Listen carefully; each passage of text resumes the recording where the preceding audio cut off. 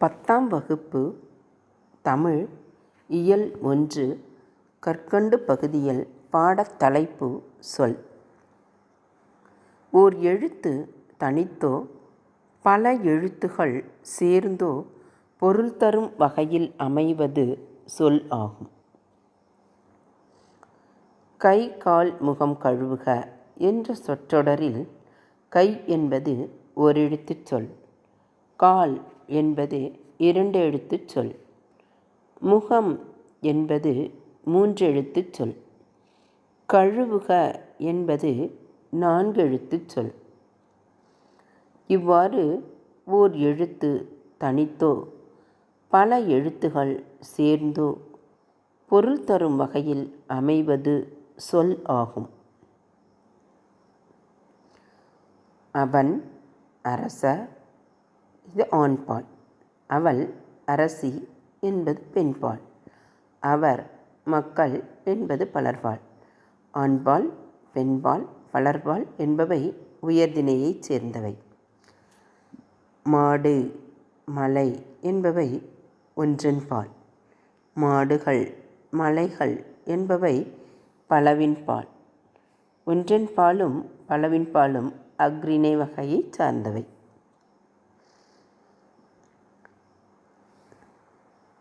சொல் என்பது 2 திணைகளையும் 5 பால்களையும் குறிக்கும். 3 வகை இடங்களிலும் வரும். தன்மை, முன்னிலை, படர்க்கை ஆகிய 3 வகை இடங்களிலும் வரும். உலக வழக்கிலும் செய்யுள் வழக்கிலும் வரும். வெளிப்படையாகவும் குறிப்பாகவும் விளங்கும். 3 வகை மொழி தனிமொழி, தொடர்மொழி, பொதுமொழி என்பவை ஆகும். தனிமொழி என்பது ஒரு சொல் தனித்து நின்று பொருள் தருமாயின் அது தனிமொழி எனப்படும். எடுத்துக்காட்டு கண், படி என்பது பகாப்பதம். கண்ணன் படித்தான் என்பது பகுபதம்.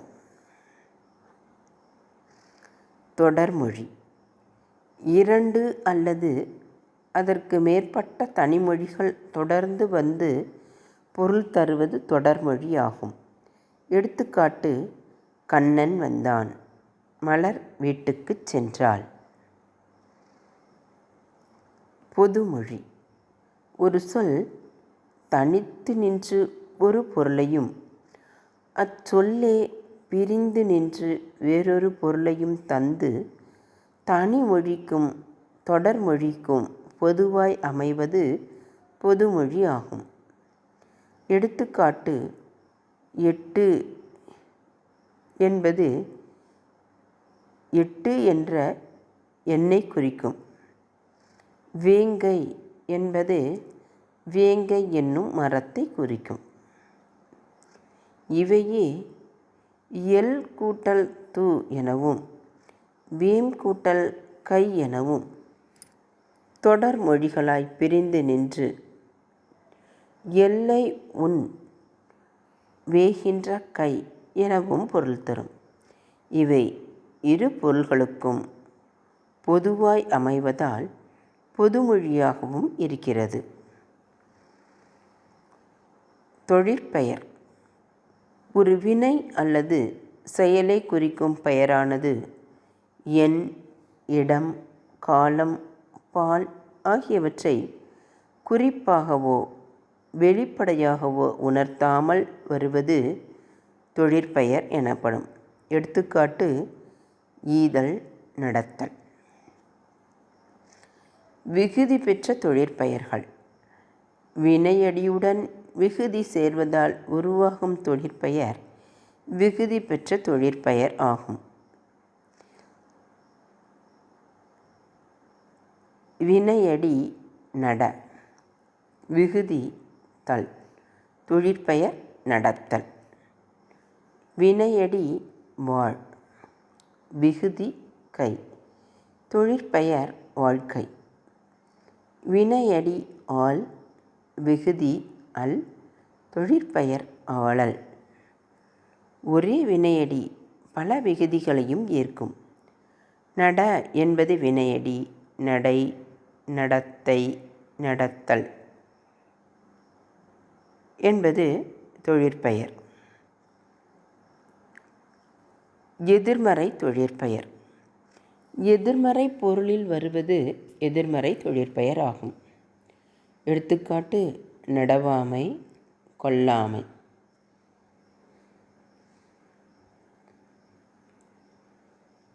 முதனிலை தொழிற்பெயர். விகுதி பெறாமல் வினைப்பகுதியே தொழிற்பெயராதல் முதனிலை தொழிற்பெயராகும். எடுத்துக்காட்டு: தட்டு, உரை, அடி. இச்சொற்கள் முறையே தட்டுதல், உரைத்தல், அடித்தல் என்று பொருள்படும்போது முதனிலை தொழிற்பெயர் ஆகின்றன. முதனிலை திரிந்த தொழிற்பெயர்.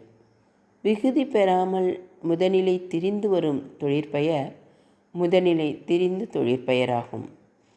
தொழிற்பெயர் கெடுதல். முதல்நிலை தொழிற்பெயர் கெடு. முதனிலை திரிந்த தொழிற்பெயர் கேடு. தொழிற்பெயர் சுடுதல்.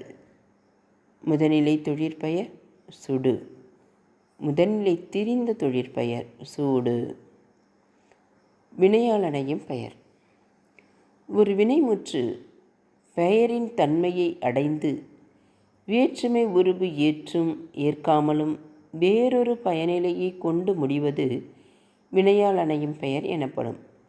அது தன்மை, முன்னிலை, படர்க்கை ஆகிய 3 இடங்களிலும் 3 காலங்களிலும் வரும். எடுத்துக்காட்டு: வந்தவர் அவர்தான், பொறுத்தார், பூமி ஆழ்வார்.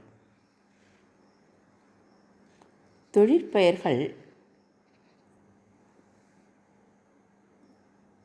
தொழிற்பெயருக்கும் வினையால் அணையும் பெயருக்கும் உள்ள வேறுபாடு.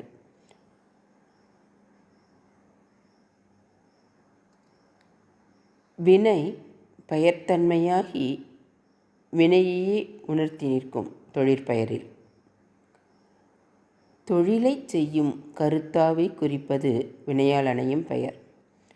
தொழிற்பெயர் காலம் காட்டாது, வினையால் அணையும் பெயர் காலம் காட்டும். தொழிற்பெயர் படர்க்கைக்கே உரியது, வினையால் அணையும் பெயர் மூவிடத்திற்கும் உரியது. தொழிற்பெயருக்கு எடுத்துக்காட்டு: பாடுதல், படித்தல். வினையால் அணையும் பெயருக்கு எடுத்துக்காட்டு: பாடியவள், படித்தவர்.